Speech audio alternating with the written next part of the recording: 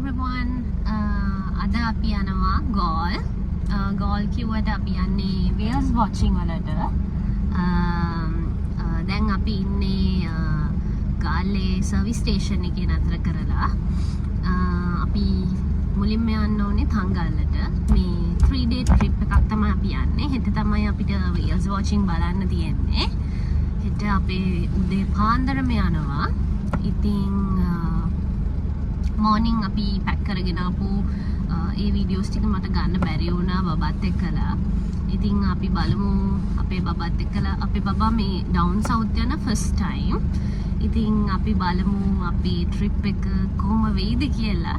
එහෙනම් keep watching.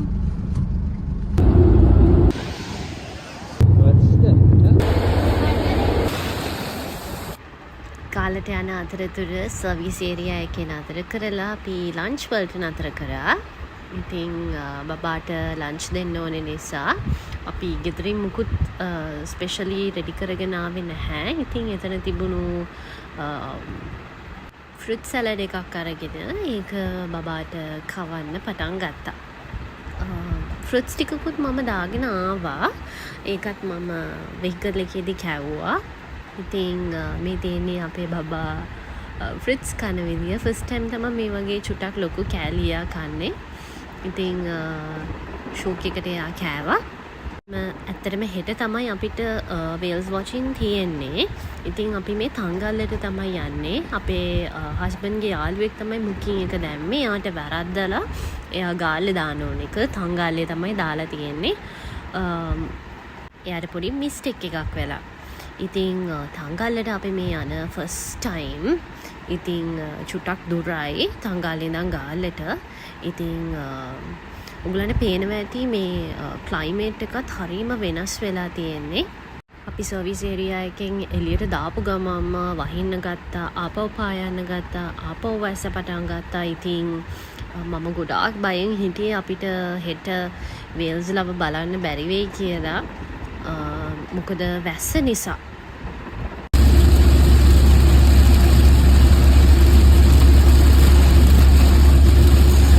දැක්කනේ වෙනස් වෙවී තියෙනවා මේ ක්ලයිමේට් එක. ඉතින් හෙට කොහොම වෙයිද දන්නේ නැහැ.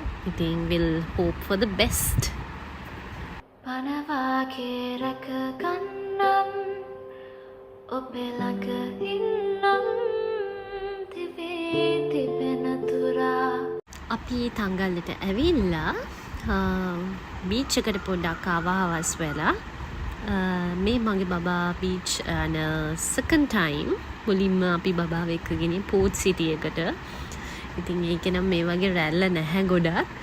ඉතින් බබා හරිම ආසාවෙන් එන්ජොයි කරා. මුහුදු රැලි බල එතන නාන කට්ටිය බල එතකොට මේ වගේ වැලිත් එයා ෆස්ට් ටයිම් තමයි ඇල්ලුවේ. අපි ඉතින් යාට ආස විදියට එයාගේ වැකේෂන් එක එන්ජොයි කරන්න අපිත් දුන්නා. සිතිජයමයි මේ පාමින් සිත් රටා ඇතින් සිහිනයේ ගිලෙනා දිනයක හමු වෙන දිනයක වෙන්න. මම ඇවිල්ලා වතුරට ගොඩාක් ආස කෙනෙක්. මුහුද හැම තැනටම මම හරිම ආසයි. ඉතින් මම මගේ ප්‍රෙග්නන්සි පීරියඩ් එකෙත් මම හොඳට ස්විම් කරලා එහෙම තමයි මම හිටියේ. ඩොක්ටර්ගේ රෙකමෙන්ඩේෂන් නැතුව තමයි මම ස්විම් කරේ. ඉතින් ඒ නිසා වෙන්නේ නැති මගේ බබත් අනිත් අපි බීච් එහෙමත් ගියා හරියට. ඉතින් ඒක නිසා වෙන්නේ නැති මගේ බබත් හරිම ආස වුණා මේ බීච් එක්ස්පීරියන්ස් එකට. ඉතින් මේක යනකොට මගේ බබාට මාස 7 මාරක් මාස 7 මාරක් ඉවරයි. ඉතින් බීච් එකේ ඉවර වෙලා අපි ඉන්න තැනට ගිහිල්ලා පහුවදා උදේම නැගිටලා ඔන්න අපි පිටත් වුණා. පේනවනේ හයිවේ එකේ එක ලයිට් එකක්වත් නැහැ. පොඩ්ඩක්වත්ම පේන්නේ නැහැ මේ වගේ කරුවලේ යනකොට. ඔන්න ඔහොම අපි තංගල්ලේ ඉඳලා ගාල්ලේ හාබර් එකට ආවා. මේ තියෙන්නේ අපි යන ක්‍රූස් එක. ඉතින් අපි තුන්දෙනාම ක්‍රූස් එකක යන මේ ෆස්ට් ටයිම්. බලන්නකෝ ඒකේ ලස්සන පුදුම ලස්සනක් තියෙන්නේ. ඉතින් අපේ නම් ඔක්කොම චෙක් කරගෙන අපි මේ ක්‍රූස් එකට නගින වෙලාවේ ගත්ත පිච් එකක් තමයි මේ. මේක ඇවිල්ලා නේවි එකෙන් ශ්‍රී ලංකා නේවි එකෙන් කරන ක්‍රූස් එකක් තමයි. ඉතින් මේක අපි යන්න කලිනුත් වැස්ස ඔයගලන්ට පේනවා ඇති. ෂටර්ස් වලිනුත් මුකුත් පේන්නේ නැහැ. මේක හොඳට AC කරලා හරිම කම්ෆර්ටබල් විදියට තමයි තියෙන්නේ. ලයිෆ් ජැකට් තියෙනවා. දැන් අපේ බබාට මාස 7මාරක්නේ. ඉතින් මගේ බබාට හරියන්නත් ලයිෆ් ජැකට් එකක් තිබුණා. මේක ගාල්ලේ හබ් එකෙන් තමයි ස්ටාර්ට් කරන්නේ. ගිහිල්ලා අපි මිරිස පැත්තට තමයි යන්නේ. ඉතින් මේ වගේ ස්නැක් බොක්සස් දෙකකුත් දුන්නා අපිට. වගේම ඩ්‍රින්ක් බොටල් එකකුත් දුන්නා. මේ ක්‍රූස් එකේ 200ක් විතර කට්ටිය හිටියා. මේක තට්ටු දෙකට තියෙන්නේ. උඩ කැෆේ එකක් තියෙනවා. ඒ වගේම තමයි මේකේ එක්කෙනෙක්ට ප්‍රයිස් එක වෙනවා රුපියල් 7200ක්. ඉතින් ඔයාලට පේනවා ඇති ලස්සන පුදුම ලස්සනක් තියෙන්නේ. ඉර පායගෙන එනවා. ඒත් එක්කම මේ ගැඹුරු නිල් පාට මොහොත නිල්ම නිල් පාටයි. ඉතින් මේක හාබර් එකෙන් ස්ටාර්ට් කරාට පස්සේ චුට්ටක් වෙලා ගියාට පස්සේ නැවේ ඉන්න කැප්ටන් අපිට කියනවා අපිට ලයිෆ් ජැකට් දාගෙන එළියට ගිහිල්ලා බලන්න පුළුවන් කියලා. ඉතින් අපි එළියට ගිහිල්ලා ඔන්න මේ හරියේදී තමයි අපිට ඩොල්ෆින්ස්ලා හිටියා. ඉතින් ඕගොල්ලෝ බලන්න අපිට ඩොල්ෆින්ස්ලා හම්බ වෙනවද කියලා. මේ අපි ඉන්නේ ක්‍රූස් එකේ උඩ තට්ටුවේ. වගේම මේගොල්ලෝ අපිට කියනවා දැන් ඩොල්ෆින්ස්ලා එහෙම ඉන්නකොට ඒ තැන් වලින් අපිට නතර කරලා මෙන්න මේ පැත්තේ වම් පැත්තේ ඉන්නවා දකුණු පැත්තේ ඉන්නවා කියලා කියනවා. ඉතින් ඒ වගේම තමයි අපේ ලයිෆ් ජැකට් එකේ පොඩි විසිල් එකක් තියෙනවා. ඒ විසිල් එක අපි විසිල් කරන්න ඕනේ. එතකොට ඒ ඩොල්ෆින්ස්ලා අපි ගාවට එනවා. අන්න එහෙම තමයි ඒ විදිය වෙන්නේ. ඉතින් හරිම ලස්සන එක්ස්පීරියන්ස් එකක් මේක. අවුවනම් චුටක් සැරයි. මොකද ඉර නැගගෙන එන වෙලාවේ තමානේ අපි මේක යන්න ස්ටාර්ට් කරේ. මේ වෙලාව ඇති උදේ 8ට විතර. මේක පැය 5ක ගමනක් තියෙන්නේ. ඩොල්ෆින්ස්ලා වේල්ස්ලා ඔක්කොම බලන්න පුළුවන් ගමනක් තමයි මේක. සේෆ්ටි එක අතින් නම් පොඩ්ඩක්වත්ම බය වෙන්න දෙයක් නැහැ. මේක ඉන්නවා ඩයිවර්ස්ලා. එතකොට මේ මුහුදේ ඉන්න එක මාළු ගැන දන්න ලොකු එක්ස්පර්ට්ස්ලා ඉන්නවා මෙතන. අපිට ඕන දෙයක් ඒගොල්ලන්ගෙන් දැනගන්න පුළුවන් ඒ නෙවි එකේ කට්ටියගෙන්. ඉතින් එහෙම තමයි මේකේ වැඩ වෙන්නේ. ඔන්න බලන්න කවුද ඉන්නේ කියලා ඔයගොල්ලෝ දැක්කද?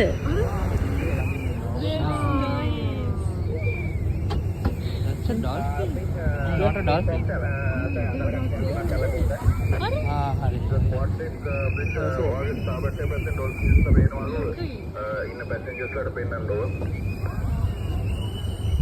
Arafana.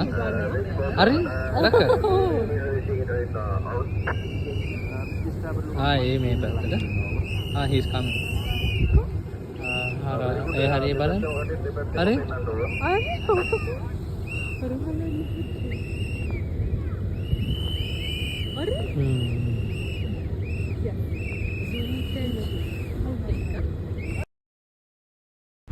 දැක්කනේ ඔන්න ඔය විදිහට තමයි වැඩේ සිද්ධ වෙන්නේ. ඉතින් මේ සුබහදාම කියන්නේ හරියම ලස්සන දෙයක්. ලංකාව පුදුම තරම් ලස්සන රටක්, ගොඩාක් සම්පත් තියෙන රටක්. ඉතින් මේ වේල්ස් වොචින් බලන්න පිටරට ඉඳන් ගොඩාක් මිනිස්සු ඇවිල්ලා හිටියා. මේ සුබහදාම රැක ගන්න එක අපේ යුතුයකමක්. ඉතින් පෙරලාසන්නට ගියා මෙහෙම කුණු වගේ දේවල් දාන්න එපා කියලා මං ආදරෙන් ඔයගලන්ගෙන් මතක් කරනවා මේකත් එක්කම.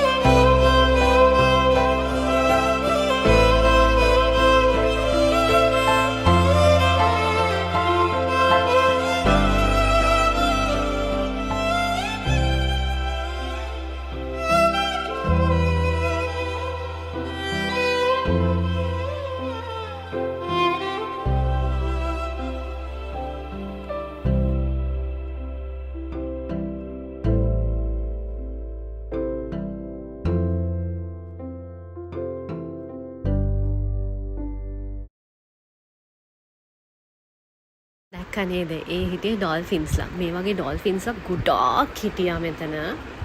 අපි එනකොටත් දැක්කා යනකොටත් දැක්කා. ඩොල්ෆින්ස්ලා ඉන්නේ නැති 100ක් විතර. ඒ තරම් ඩොල්ෆින්ස්ලා මෙතන හිටියා. වගේම තමයි උගලන්ට මතක් කරනවා මේක යනකොට සමහර අයට සීසික් එක හැදෙනවා. ඉතින් ඒවට අවශ්‍ය කරන බෙහෙත් ඕගොල්ලෝ අරගෙන එන්න. මොකද නැත්තම් ජර්නි එක ඒ තරම්ම එන්ජොයි කරන්න බැරි වෙයි උගලන්ට. ඉතින් ඊට පස්සේ තිබුණේ වේල්ස් ලව බලන්න. ඉතින් අවාසනාවකට මට වේල්ස් ලව වීඩියෝ කරගන්න බැරි වුණා. මගේ හස්බන්ඩ් බයින් ලෑස්ති වෙලා ඉන්නේ. මේ වෙනකොට ගොඩාක් ක්‍රූස් එකේ හිටපු අයට අමාරුවෙන් තමයි ඒගොල්ලෝ හිටියේ බහින්න කොයි වෙලේද කියලා බලාගෙන තමයි හිටියේ. මොකද ගොඩාක් අයට සීසික් එක හැදිලා තිබුණා. ඉතින් සමහර අය මේ ජර්නි එක එන්ජොයි කරනවා වගේම සමහර අයට චුට්ටක් මේක අපහසුයි. හැබැයි මමයි බබයි නෝ පුදුම විදිහට එන්ජොයි කරා මේ තියෙන්නේ අපි ගිය ක්‍රූස් එක. ඉතින් පහවදා අපි දෙම්ම නැගිට්ටා. ජීවිතයේ මේ විදිහට ප්‍රාර්ථනා පුරවාගෙන කාලය තුල දිව යනවා. කලකී දේවල් පමණක් පසුපසවාගේ දැනෙනවා සෙවනල්ලා වගේ. ජීවිතයේ මේ විදිහට ප්‍රාර්ථනා පුරවාගෙන කාලය තුල දිව යනවා. කලකී දේවල් පමණක් පසුපසවාගේ දැනෙනවා සෙවනල්ලා වගේ. ස්ලෝ මෝනින්ග්ස් වල තමයි මම නම් ආසම. ඊට පස්සේ අපි ගෙදර යන ගමන් මිරිස්සට ගියා ආපහු. මොකද බීච් එක අපිට මිස් කරගන්න බෑ. මිරිස්ස බීච් එක ගාලය ඇවිල්ලා මිරිස්සට ගියේ නැත්තම් වැඩකුත් නෑ කියනවනේ. ඉතින් අපි බීච් එකේ පොඩ්ඩක් ඇවිදලා පොඩ්ඩක් කතා කර කර ඉඳලා බබාටත් රැල්ල පා ගන්න දුන්නා. මෙතන ඇවිල්ලා කොකනට් ට්‍රී හිල් එකත් එක්කලා තියෙන බීච් එක තමයි මේක. මෙතන ගොඩාක් හිටියේ ෆොරිනර්ස්ලා ස්නෝක්ලින් කර කර තමයි ගොඩාක් කට්ටිය හිටියේ. ඉතින් මට කියන්න බැරි වුණානේ අපිට වේල්ස්ලාව කැප්චර් කරගන්න බැරි වෙච්ච හේතුව.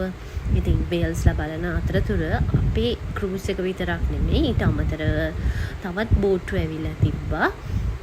ඉතින් ඒ බෝට්ටු වල සද්දෙට වේල්ස්ලා බය වෙලා යන්න ගියා. ඒක බෝට්ටුවක් තිබුණා. ඒකේ ගොඩක් ෆොරිනර්ස්ලා හිටියා. ඒ ෆොරිනර්ස්ලාට පෙන්නන්න ඒගොල්ලෝ වේල්ස්ලා ගාවටම ගියා. ඉතින් ඒක නිසා ඒගොල්ලෝ බය වෙච්ච පාරේ ඒගොල්ලෝ ගියා. ඉතින් ඒක නිසා අපිට මට කැප්චර් කරගන්න බැරි වුණා වේල්ස්ලාව. ඉතින් ඒ වගේම තමයි කියන්න ඕනේ ගොඩාක් බෝට්ස් වල ගොඩාක් තිබුණු බෝට්ස් වල ලයිෆ් ජැකට්ස් මුකුත් තිබුණ නැහැ. ඉතින් ඒක නිසා ඔයගොල්ලෝ මේ වගේ ගමනක් යනකොට ඔයගලගේ සේෆ්ටි එක ගැනත් සැලකිලිමත් වෙන්න.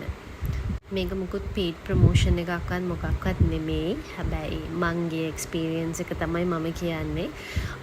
අපේ ක්‍රූස් එකේ ගොඩාක් බබාලා හිටියා. එතකොට වයසක කට්ටිය හිටියා. ඉතින් කිසිම කෙනෙක්ට කරදරයක් නැතුව සහ කරදරයක් වුණොත් ඒවට අවශ්‍ය විදියට පෙර සූදානමක් වෙලා සහ ඒවට අපිට ගයිඩ්ලයින්ස් දෙනවා. අපි ක්‍රූස් එකට නැග්ග ගමන්ම ක්‍රූස් එකේ ඉන්න කැප්ටන්.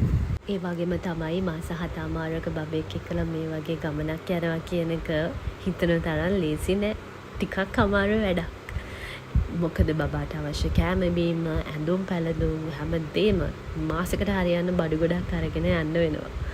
ඉතින් හැබැයි අපි තුන්දෙනාම මේ ට්‍රිප් එක ගොඩාක් එන්ජොයි කරා. ඉතින් ඔයගොල්ලොත් මගේ වීඩියෝ එක එන්ජොයි කරන්න ඇති කියලා හිතනවා. Thank you for watching.